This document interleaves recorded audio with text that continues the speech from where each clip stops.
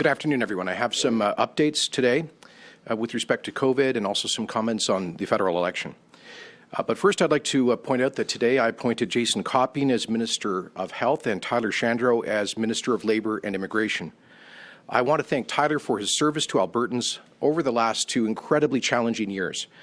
When I asked Tyler to serve as Health Minister in April of 2019, nobody could have predicted the crisis that he would be tasked with taking on. But as elected leaders, we don't get to choose what challenges will come our way. We can only do our best to work hard to address them. Tyler's dedication to the job and to serving the people of Alberta has never been in question. He's one of the hardest working people I've ever known, and he has brought his heart to his job. For example, by working hard to expand insurance coverage for very expensive medications for rare childhood diseases. However, as this crisis evolves, so too must our response to it. And so I have accepted Minister Shandro's resignation as Minister of Health. It is time for a fresh start and a new set of eyes on the largest department in the government, especially at a time such as this. Minister Kenney has proven himself as a thoughtful and capable leader in government who is ready to take on the daunting task of overcoming this 4th wave and preparing the healthcare system to deal with whatever the virus throws at us in the future. Minister Shandro will continue to serve at the Cabinet table as Minister of Labour and Immigration. He will lead the implementation of the Alberta Advantage Immigration Strategy and the Fairness for Newcomers Action Plan, while working with other ministers to advance our Skills for Jobs agenda to address the emerging labour shortages in many parts of Alberta's economy. Turning now to COVID-19 and our efforts to overcome the 4th wave. Last week, I told Albertans that we had no choice but to make necessary and critical steps to prevent our health system from being overwhelmed and, once again, to slow the spread of COVID-19 in Alberta. As I said last week, we must urgently do 3 things. First, increase hospital capacity, particularly in intensive care units. Secondly, increase the number of vaccinations in Alberta. And thirdly, reduce viral transmission. That is why we declared a state of public health emergency with limits on private gatherings, entertainment facilities, retails, and other activities. But it also included the introduction of the new restriction exemption program, or the proof of vaccination program, which I believe is off to a strong start. I'm pleased to report that in the 72 hours after we announced this program, more than 78,000 doses of COVID-19 vaccine were administered. And the momentum continues, with more than 23,000 doses administered yesterday. As of today, 81.4% of eligible Albertans have now gotten at least 1 shot, and 72.8% have gotten 2 shots, both sharp increases from just over a week ago. In fact, since we launched the $100 incentive for people to get vaccinated about 3 weeks ago, we've seen over 120,000 people step up for their first shot, which has increased that share of the population by about 3 percentage points. Very important protection for those people, their loved ones, and our whole healthcare system. I'm also pleased to say that over 2 million Albertans have gotten their proof of vaccination cards since Sunday. And I'd like to pause to thank the tens of thousands of businesses and different organizations who are working hard right now this week to comply with the restriction exemption program. Earlier today, I held a number of meetings with, for example, the Chambers of Commerce, the Association of Petroleum Producers, and other business organizations, partly to address the implementation of the program, to thank them for their cooperation, and also to encourage them to, in turn, encourage their employees to get the protection of vaccination. As well, I am pleased to report that the reproductive rate of COVID in both the Calgary and Edmonton health zones dipped below 1 last week. This is small, but still important progress, and it reminds us all that we can get through this if we do the right things. But I must be clear, we still have a long way to go. We know it'll take time for the health measures that we put in place last week to bend down the curve and stop the spike of hospitalizations that could threaten our health system. Alberta Health Services continues to do all that it can to increase capacity in our health system, particularly in intensive care units where pressure is most acute. Currently, we have 337 beds available in Alberta ICUs, including 164 surge spaces that have been created. AHS has opened 37 additional surge spaces in the past week. There are currently 293 patients in ICU. I should say that, fortunately, over the past week, we've actually seen a slight decline in the number of COVID ICU patients, but unfortunately, a significant increase in non-COVID ICU patients. Particularly this weekend, there appears to have been a number of admissions related to drug overdoses, a reminder that COVID is not the only public health crisis that we are facing in Alberta. Nevertheless, with 293 ICU patients, the vast majority of whom are COVID positive, some 90% of whom are not vaccinated, this is a very serious pressure on the system. Provincially, ICU capacity, including these additional surge beds, is currently at 87%. Without the additional surge spaces, provincial ICU capacity would be 169% based on our normal baseline. That is why Alberta Health Services has already reached out to other provinces for help with staffing and to explore, if necessary, potentially transferring patients to provinces with spare capacity, just as we in the past have accepted patients from other provinces when we had spare capacity and they were in need. And over the past several days, I've spoken to almost all of the premiers across the country, partly to compare notes. We're all facing similar, in many cases, very similar challenges. We're all facing capacity challenges in the healthcare system, and I want to thank all of them for their solidarity and cooperation. It is also why earlier today we initiated planning with federal agencies for potential additional support, again, to plan responsibly for a worst-case scenario. Our planning includes a potential aeromedical evacuation capability from the Canadian Armed Forces, including getting more personnel skilled in patient management and transfers that can help support relocating patients to hospitals outside of the province if needed. Let me be clear, we do not currently need this support, and we do not have an imminent need of it, but it's prudent to plan for things in case we reach a worst-case scenario. Today, I'm also announcing that, effective immediately, Alberta will be expanding the groups of severely immunocompromised Albertans who are eligible for a third dose of vaccine. Dr. Hinshaw will give you details in a moment, but this move brings Alberta in line with National Advisory Committee on Immunization recommendations and protects those who are uniquely vulnerable due to advanced HIV infections and other conditions. Third doses of COVID-19 vaccines are also available for seniors living in congregate care, and I urge everyone in these settings to get their third dose. And on Friday of this week, the Alberta Advisory Committee on Immunization will be meeting in part to review whether we should expand access to booster shots to other vulnerable populations. Finally, before I invite Dr. Hinshaw to speak, I would like to congratulate Prime Minister Trudeau on the re-election of his minority government last night. I'd also like to congratulate all members elected to the House of Commons and to thank the hundreds of candidates from all parties and the tens of thousands of election volunteers for their commitment to Canada's democratic process. We will get down to work with the Government of Canada and all parties in this minority parliament on issues that matter to Albertans, which first and foremost means getting through this fourth wave of COVID. And one key lesson of the COVID era is that we must expand the capacity of Canada's healthcare system. That's why Alberta's government has joined all of the provinces in calling for a significant increase in the Canada Health Transfer to reflect these pressures and rising healthcare costs. I look forward to discussing this urgent priority with my fellow premiers later this week at a virtual meeting of the Council of the Federation. Alberta's government will also continue to fight to secure a fair deal in Confederation, beginning with much-needed reform to the federal equalization and fiscal stabilization programs. Economic recovery coming out of this period must include all regions and all industries and all workers.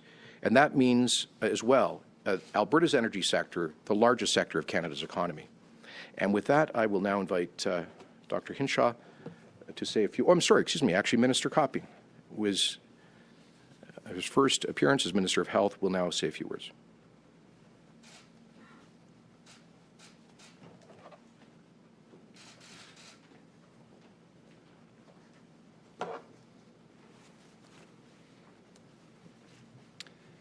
Thank you, Premier.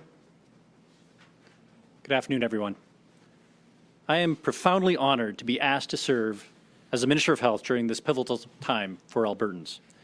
And I want all Albertans to know that I am deeply committed to helping steer the province through this current crisis and on to better days.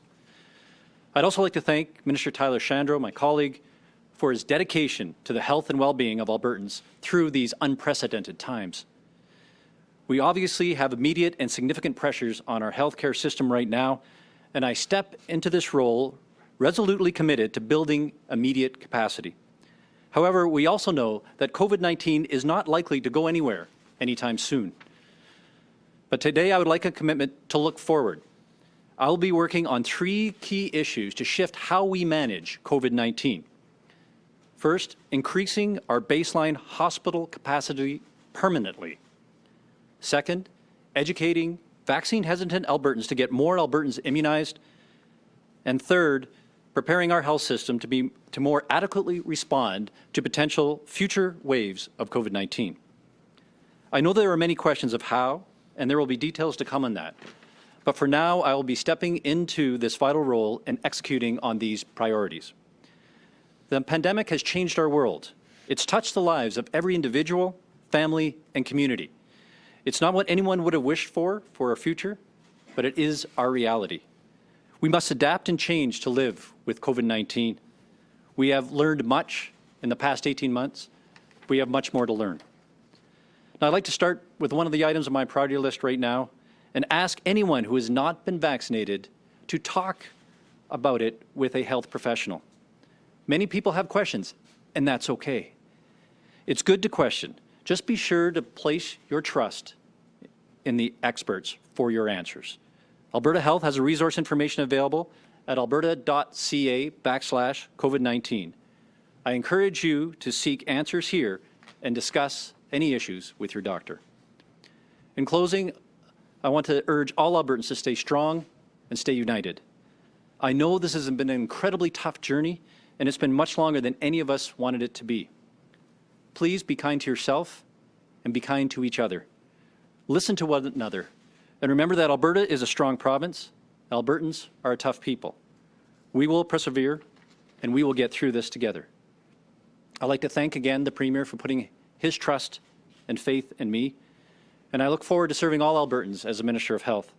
Thank you, and I'd like to turn it over to Dr. Hinshaw.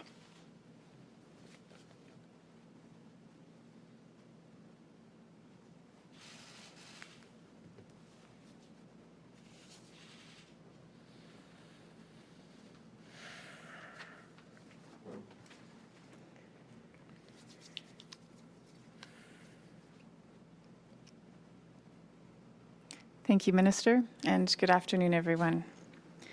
Before I get to today's update, I'd like to address some confusion around the public health measures for youth sport and recreation activities. We know that physical activity is critically important for the overall health and well-being of youth and necessary to daily living, which is why youth sport and recreation activities are out of scope for the restrictions exemption program. Some facilities that serve both adults and youth are requiring proof of vaccination for those under 18. Operators do have the ability to set rules that exceed the minimum requirements in the CMOH orders, and I support providing everyone aged 12 and older with the protection that vaccine offers. At the same time, I encourage facility operators to consider what opportunities you have to allow all youth under 18 to use your facilities whenever possible, with other COVID precautions in place. I would also like to remind everyone that masking in all indoor public spaces is mandatory in all parts of the province, even in those businesses that have implemented the REP.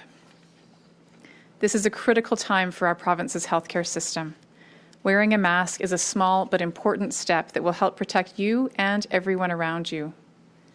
As I said last week, each health measure is another layer that, when combined, work together to help reduce transmission and protect the health system that is facing severe challenges right now. Please get vaccinated. This is a critical layer of protection, and please continue to follow the health measures in place so we can drive cases down and stop the spike in hospitalizations. Turning to today's numbers. Over the last 24 hours, we have identified about 1,500 cases of COVID-19 and completed about 13,600 tests. Our positivity rate currently stands at 11.1%. We have identified 2,011 additional cases of variants of concern in the last 24 hours. There are now 996 people in hospital being treated for COVID-19, including 222 in the ICU. Sadly, I must announce that 29 new deaths were reported to Alberta Health in the last 24 hours. Some of these individuals were double vaccinated and had pre-existing health conditions that compromised their immune systems, but most were not vaccinated at all. These numbers could have been very different, and that makes these losses even harder for those who are left behind. Our actions every day are literally a matter of life and death and should be treated as such. Staying home when sick, following public health rules, and getting immunized are life-saving actions, full stop. My deepest sympathies go out today to everyone who's grieving a loss from any cause, whether COVID-19 or anything else. Today, I would like to announce a small expansion of who can get a third dose of vaccine and answer a recurring question that we've heard from parents whose children, like mine, are under 12. It's amazing to think that we've had vaccines available in Alberta for less than a year. We are closely watching emerging evidence on how vaccines and new variants interact over time, and we continue to refine our approach based on the best currently available information. Recently, the National Advisory Committee on Immunization recommended that individuals with moderate to severely immunocompromising conditions should receive additional doses of COVID-19 vaccine. This is based on research that shows these individuals aren't protected as well as others with the normal 2 doses of vaccine, but can improve their protection with a third dose. Here in Alberta, we are already offering additional doses of vaccine to immunosuppressed Albertans, including transplant recipients, those currently receiving active cancer treatment, those with chronic kidney disease undergoing regular dialysis, and those taking certain medications for autoimmune diseases. The NACI recommendations include a few health conditions that were not previously covered in Alberta, so we are adjusting our program to align with the national recommendations. This means that anyone with the following conditions is now also eligible to receive a third dose. Individuals undergoing CAR-T therapy, those using high-dose steroids and other immunosuppressant drugs, those with stage 3 or advanced HIV infection, and individuals with genetic immunodeficiency syndromes. We are now including these individuals because their conditions make it harder for them to develop and sustain the same levels of long-lasting immunity. These booster doses will help to better protect them, especially with our current high case rates. Having said that, even after a third dose, some people remain vulnerable because of their medical conditions. To protect them, all of us can do our part by getting both doses of vaccine. To be clear, right now, individuals who have these health conditions and seniors in congregate care facilities are the only groups to whom we are offering third doses or booster shots for clinical reasons. If you are not in these groups, please know that we are continuing to follow the research and emerging evidence. I know some countries have moved to recommend additional doses for other groups, and it's important to remember that each country has a different context when it comes to the types of vaccines used, intervals between first and second doses, and other factors unique to those settings. As always, we will adapt as new evidence emerges, and we are watching the evidence on booster doses very closely. On a related note, I know that many parents with young children are eagerly wondering when vaccines will be available. Right now, there are no vaccines approved by Health Canada for use in those between the ages of 5 and 12. There are no vaccines for under 5 as well. However, as we speak, global studies are underway looking into whether we can offer vaccines to those under 12 as well. Our goal is to provide protection to as many Albertans as possible, as safely as possible. We will not offer vaccines to younger people until the studies on vaccines and younger age groups are completed and evaluated. At the same time, we have a system in place to move quickly to offer vaccine to additional age groups if vaccine is approved by Health Canada and recommended by the National Advisory Committee. Until that day comes, we all need to remember that younger children rely on us to protect them. Together, we are building a protective shield around those for whom the vaccine is not yet available and for those with health conditions that make them uniquely vulnerable. This is why we can all do our part now by being vaccinated if we haven't already, and reducing the spread of COVID-19 by limiting our contact with those outside our household as much as possible. These measures work, but it takes all of us making safe choices every day to do our part. Thank you, and we're happy to take questions.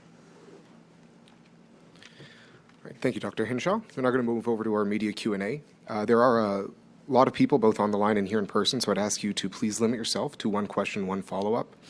As well, for journalists gathered here today, please state your name and the news outlet you're with, as well as who your question is directed to. And we are going to start with the phones before jumping back to finish in the room here. And operator, can you please put through our first caller? Keller, Globe and Mail. Hi, Premier. Did you ask for Tyler Shandro's resignation?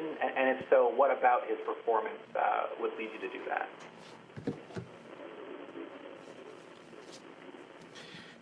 Thank you. So Minister Shandro offered his resignation, and he and I both came to the same conclusion that the time was right for a new set of eyes and a fresh start at the Health Department at this time.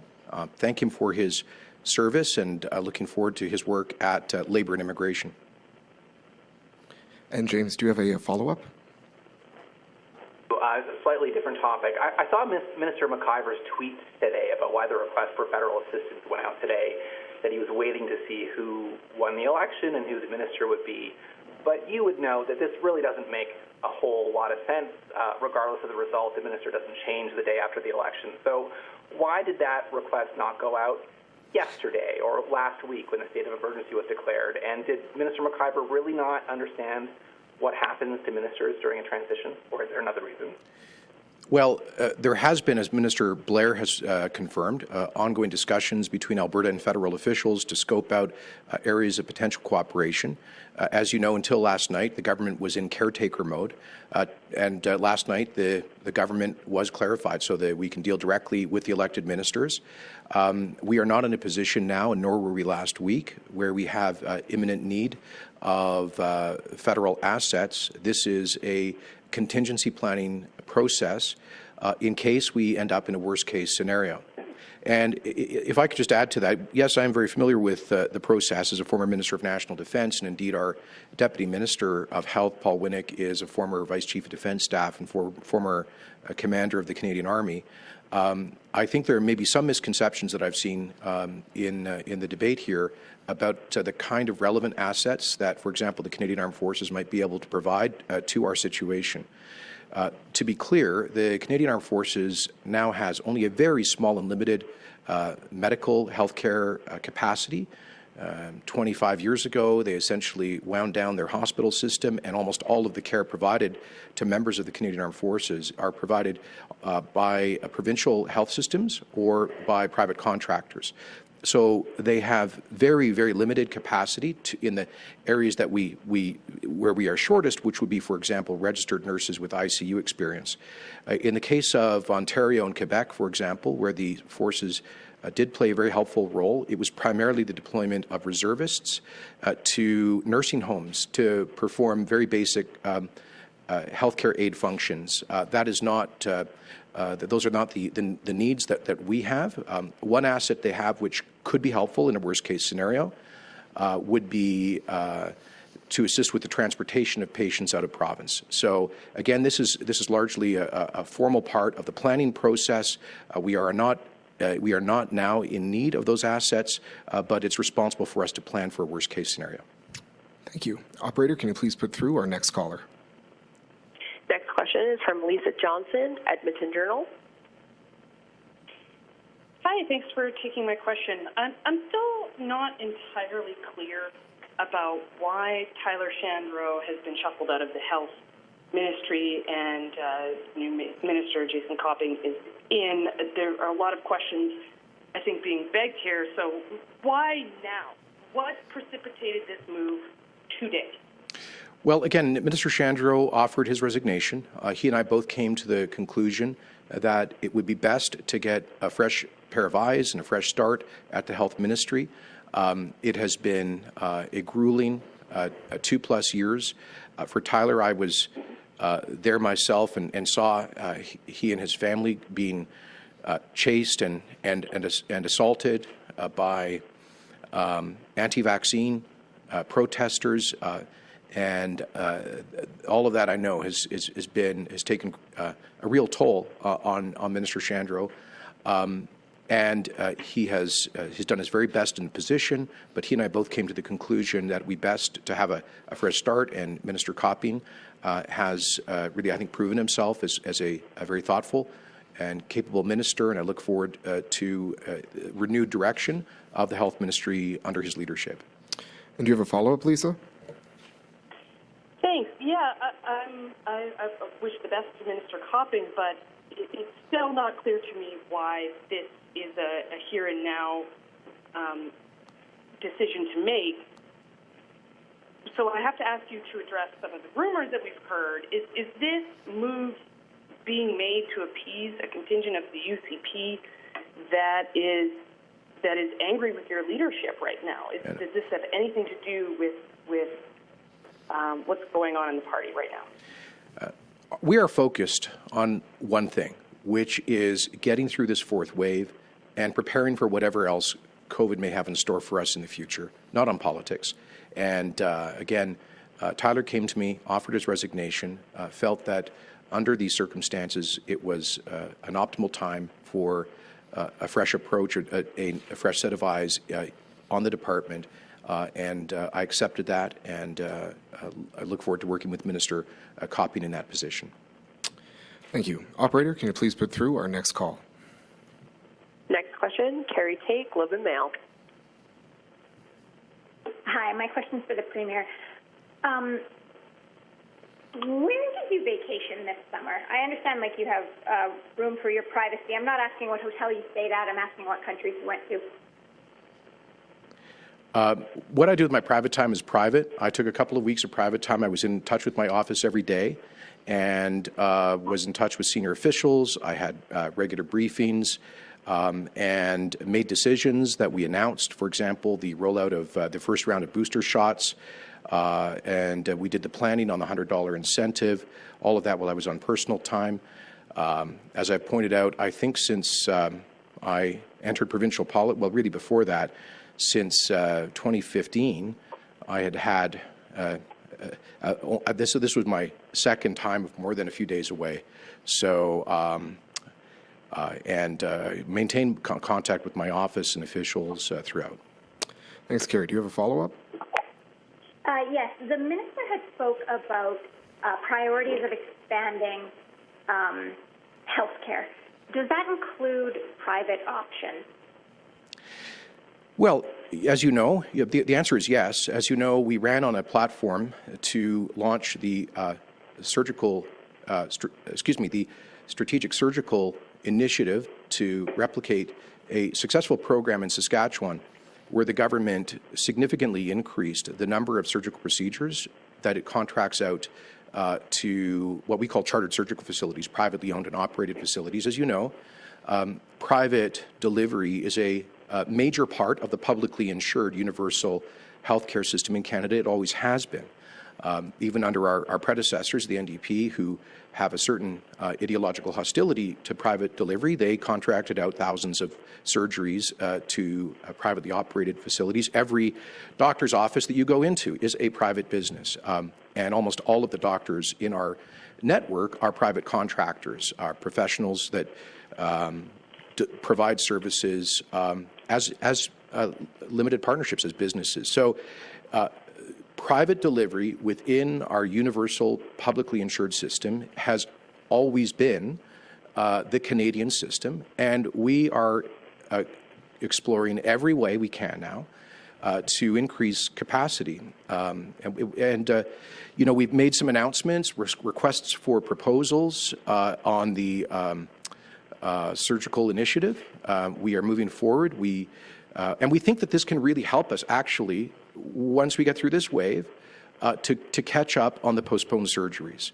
I think it would be bloody-minded for us to say that we will only do that in government hospitals when we have tremendous assets available through privately operated chartered surgical facilities. So the answer is yes, but of course, this will be done within the context of public insurance. Okay, operator, can you please put through our next caller? Rick Bell, Calgary Sun. Good afternoon, Premier.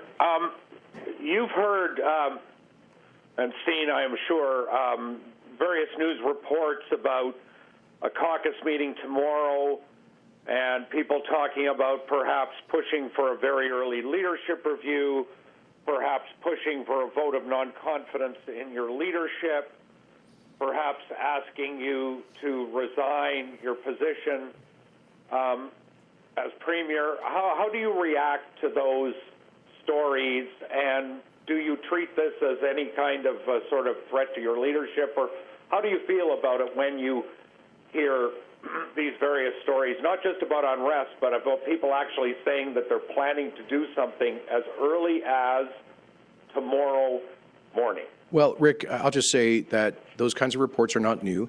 You've written a lot of columns about similar rumors and innuendo. As I've said before, and as you know very well, it's no secret that there are a lot of supporters of my party who don't like public health restrictions. There are others who don't like our very focused efforts to increase vaccination. And so that has been something with which we've been grappling from the very beginning of the pandemic. There's no point in sugarcoating it.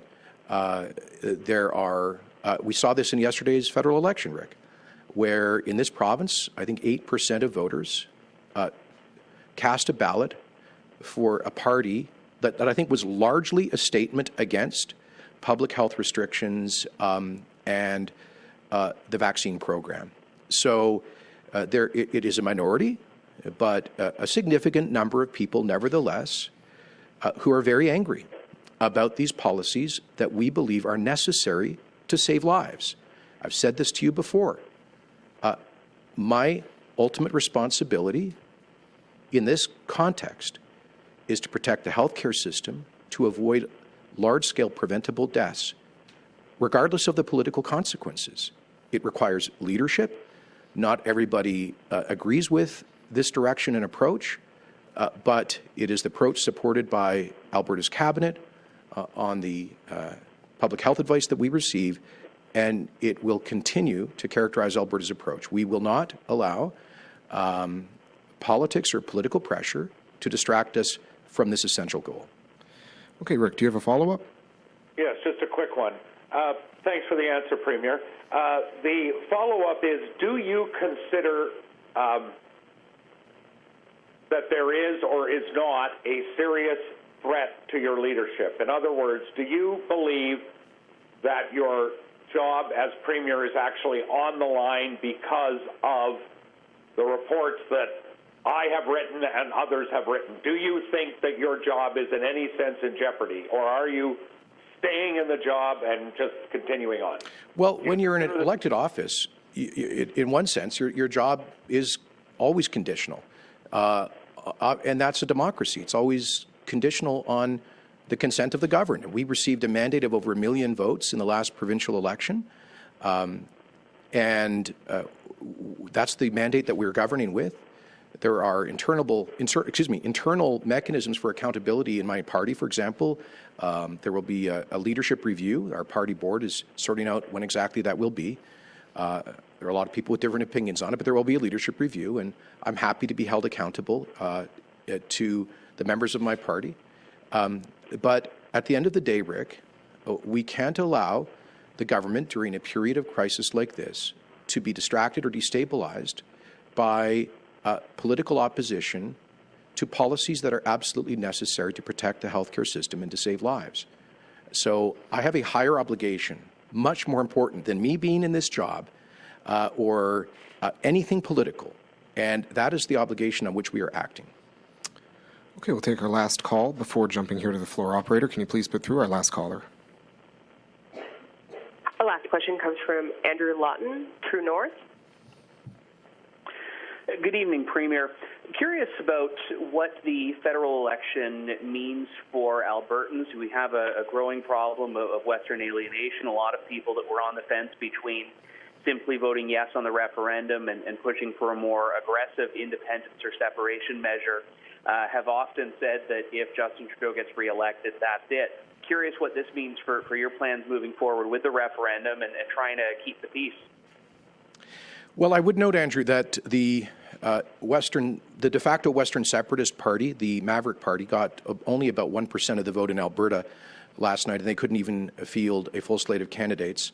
I think that's probably understates support for separation in this province significantly, but it is a signal that I believe the vast majority of Albertans are frustrated with how the country works. What frustrates them most is the expectation from Ottawa that we generate so much wealth, so much tax revenue, so many jobs, and yet are hampered by policy after policy clobbering our biggest industry. And so that's the heart of the frustration. As you know, it has a long history. And yet, despite that frustration, I believe that the vast majority of Albertans are also proud Canadians. The majority of Albertans went out and voted in a federal election yesterday. And as I say, 1% voted for a separatist party. I think, so that's my, I'll listen to your follow-up. Okay, go ahead. My follow-up dovetails on Rick's questions for earlier. You've talked about your party having a mechanism that it's sorting out for a leadership review. You've heard the frustrations from your members and your voters. Why are you not being more proactive in initiating that and actually inviting that review? If you're proud of the way you've been handling these things, why not make a point of going after your own party and saying, okay, do I have a mandate to stay on? Sure. I've invited a review. There's a review that will take place. But, Andrew, right now, 100% of my attention, that of my team, and the whole government has to be focused on a life and death crisis that we are facing. To open this up for some big political argument at this moment would, I think, be grossly irresponsible.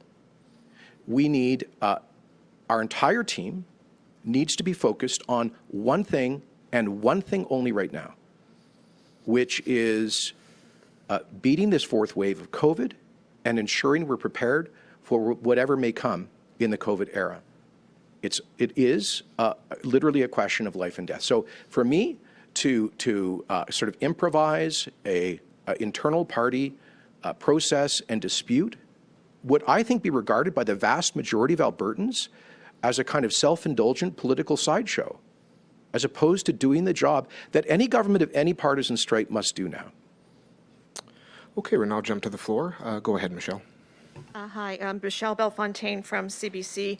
Premier, the calls for you to resign are getting louder, and we know there is a caucus meeting tomorrow where much will probably happen. How much longer do you think you can hang on as Premier without the confidence of your MLAs, the grassroots, and the leadership and the executive of your party? Well, I completely reject the premise of your question, and I can tell you that I believe I have the confidence of the members of my party, of our caucus, of our party board. There will be a leadership review in due course. We cannot allow politics, including internal politics, to distract us from the essential task of doing the right things. Now, particularly when throughout the past 18 months, most of the political internal political opposition to which you refer has been focused around opposition to necessary public health measures.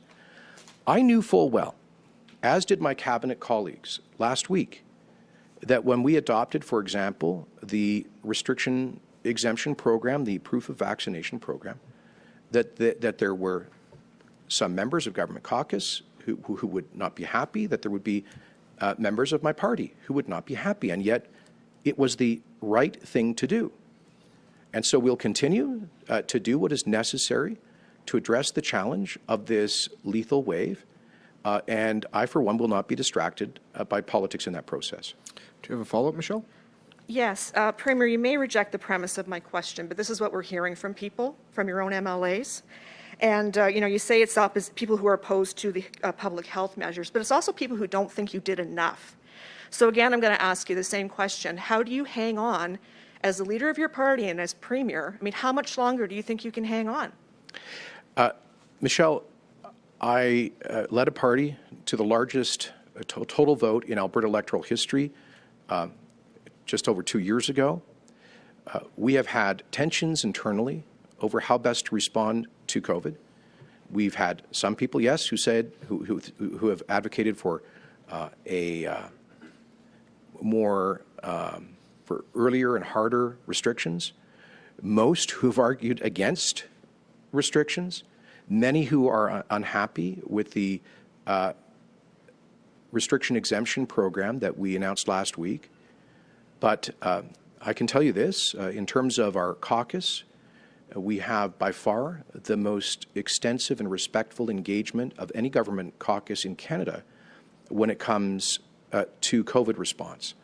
In the last 3 weeks, I think we've had approximately 12 hours of caucus meetings with exhaustive presentation of information where everybody gets to speak their mind, often more than once, and where ministers of the COVID Cabinet Committee take seriously the input that we receive. Often that input is, there's not a consensus, but we desperately want to hear from the elected representatives of Albertans. You know that we have also, in this government, provided the greatest latitude of any government in Canada for members to speak their minds even when they don't conform to government policy. And so it's been difficult, there's no doubt about it. People feel strongly and passionately about these issues. There is a very stark range of opinions across the province that are reflected in my party and in our caucus. It's no secret. But at the end of the day, the government has responsibility to make tough decisions. And in this life and death context, to make tough decisions, frankly, regardless of the political consequences. Bonjour, Andréane Williams, Radio-Canada. My questions have been asked in English, so I'll just ask them in French, if that's okay with you. Okay. Est-ce que vous pourriez expliquer le contexte entourant la démission de Tyler Shandro et en quoi cette démission-là va permettre de mieux faire face à la crise et d'alléger la pression sur nos hôpitaux? Le ministre Shandro, excuse-moi, le ministre Shandro m'a offert sa démission de poste de ministre de Santé. J'ai accepté sa démission parce que nous étions du même esprit que ça serait un bon moment d'avoir un renouvellement de leadership au ministère de Santé et d'avoir un nouveau regard avec un nouveau ministre. Alors, j'ai accepté sa démission. Je remercie le ministre Shandro de son travail acharné. Il a duré énormément de pression, y compris sa famille, depuis plus de 2 ans, dans une situation extrêmement difficile. Et j'ai hâte de travailler avec lui en tant que ministre de Travail et Immigration et avec le ministre Coppin dans ses nouvelles responsabilités comme ministre de Santé. And a follow-up? Oui. Qu'est-ce que vous répondez aux critiques au sein même de votre parti qui vous accusent de ne pas avoir agi assez rapidement pour faire face à la 4e vague? Well, alors, je dirais que la grande majorité des critiques à l'intérieur de mon parti s'opposent aux mesures de santé publique et de notre programme de vaccination. Alors, Nous savons tous qu'il y a une grande diversité des opinions en Alberta qui sont reflétées dans mon parti en ce qui concerne la meilleure façon à nous protéger, à répondre aux défis de COVID-19. Nous entendons toutes les opinions, y compris celles des députés élus, mais en bout de ligne, c'est la responsabilité grave du gouvernement et de moi comme Premier ministre de prendre les décisions nécessaires pour protéger les vies. Et nous allons continuer de prendre ces décisions nécessaires, néanmoins les conséquences politiques. Okay, we have time for about 2 more questions. Go ahead. It's Jeremy Thompson with CTV. Premier, another question for you about the cabinet shuffle. Wondering, again, sort of why now, as far as both Minister Copping and Minister Shandro having to learn new portfolios, and obviously Minister Copping is in the room, so if he wants to supplement, just sort of, isn't that sort of a bad time for that, given where we are in this pandemic right now, having to learn, and maybe just sort of what sort of qualifications or experience does Minister Copping have in the health area that helps him in this role? Thank you. Good questions. So there's never an optimal time to make a change like this, but and you're right, when there's a change of ministers, there's a transition period. I do know this. Minister Copping is a very quick study.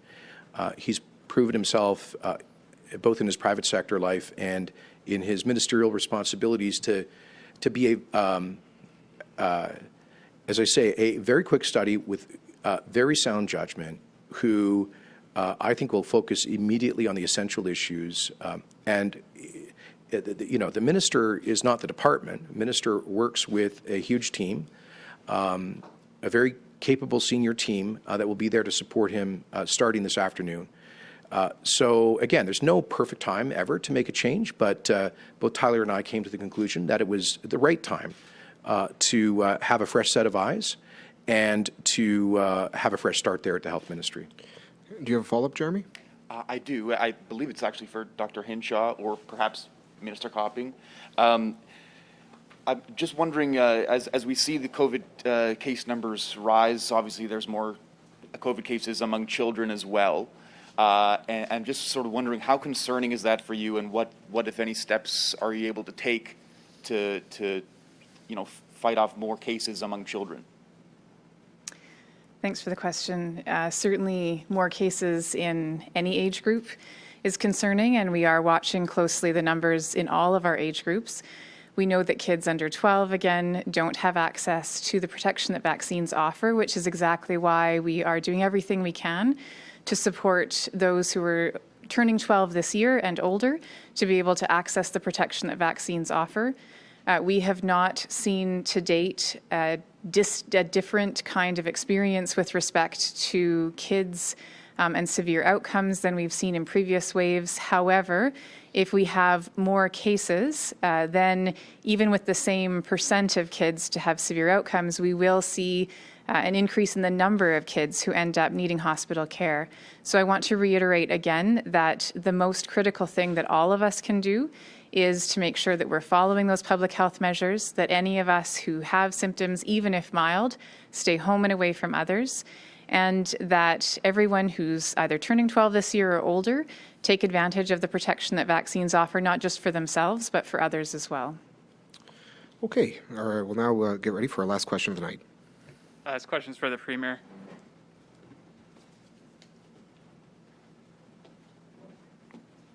Go ahead. Premier, Kieran Levitt here with the Toronto Star. Thanks for taking my questions. You said that internal criticism within your own party is around sensible public health measures that were necessary to bring in, but up until very recently, you yourself were against those same public health measures. How do you reconcile that? And how do you explain that what you're doing today is not political? So how do I explain? On the first question, I know that, as I said last week, pretty much everyone, what they really crave in COVID is some kind of sense of predictability. They want to know where are we going. They want consistency in policy because we're also exhausted with the constant changes to our life. I get that. But the reality is this. The disease is not predictable.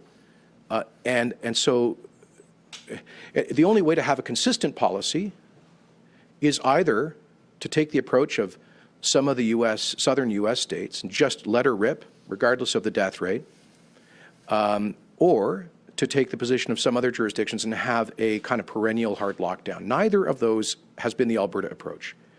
Our approach has been to use restrictions as a last and limited resort to protect the capacity of the healthcare system. So that means that we've had to change policy to address the circumstances. I've always, that has been the approach of this government from day one. I think that for some people who are deeply opposed to restrictions, I hear them. I think they make some very good points, that there are restrictions bring their own damage, that there are other health challenges, the mental health challenge, the opioid addiction challenge, and so much more. So that is an important perspective in the debate.